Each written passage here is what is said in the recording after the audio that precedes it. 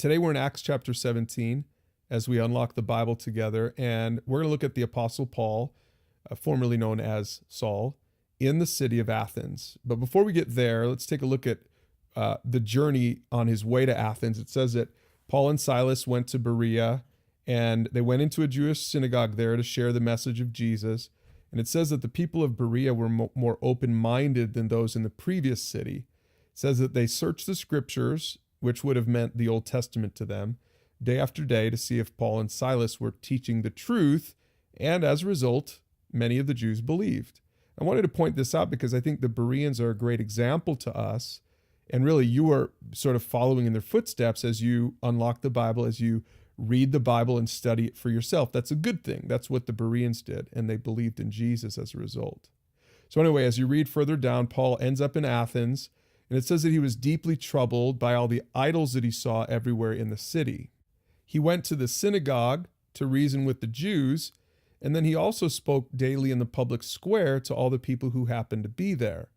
And I think that this chapter gives us insight into ministry outside of the church. Typically we think about sermons inside the church, and I think that's great. It's fine. They had that too in the Jewish church in the synagogue. And so Paul would preach there about Jesus as long as he was able to. Eventually the Christians got kicked out. But he also did ministry outside the church in the Areopagus, or in the city square there.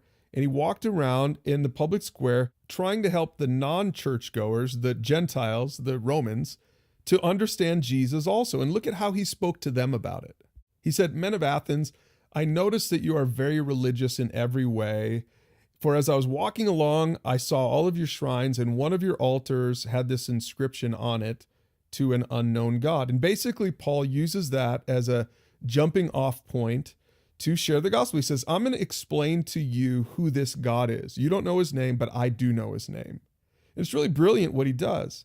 He speaks in language and in terms that they can understand. He said his purpose was for the nations, everyone, Jews and Gentiles, to seek after God and perhaps feel their way toward him and find him. I love how Paul says that. He wants us to feel our way toward him.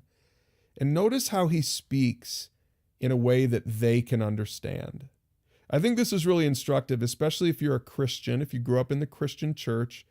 It's really easy to get comfortable with Christianese and talking about the Bible or talking about Jesus with other Christians and in our Bible studies, and sort of developing this language that only insiders can understand. And I love Paul's example because Paul wanted to bring the message to everyone, even to outsiders. And I want to take a moment now to explain our resources, these two websites that we have, pursuegod.org and flextalk.org.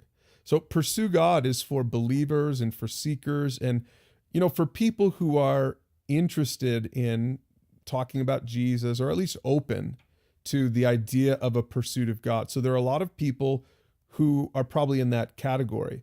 But flextalk.org is for anyone. It looks just like pursuegod.org. It's another conversation library filled with topics on marriage and family and life and you name it. But the difference is it doesn't have an explicit biblical worldview. And the reason that we've put these two separate sites together is because just like in Acts 17, we believe that the world needs to be sort of communicated to in a way that they can understand. And that's what Flex Talk is for. So I encourage you to check out both sites.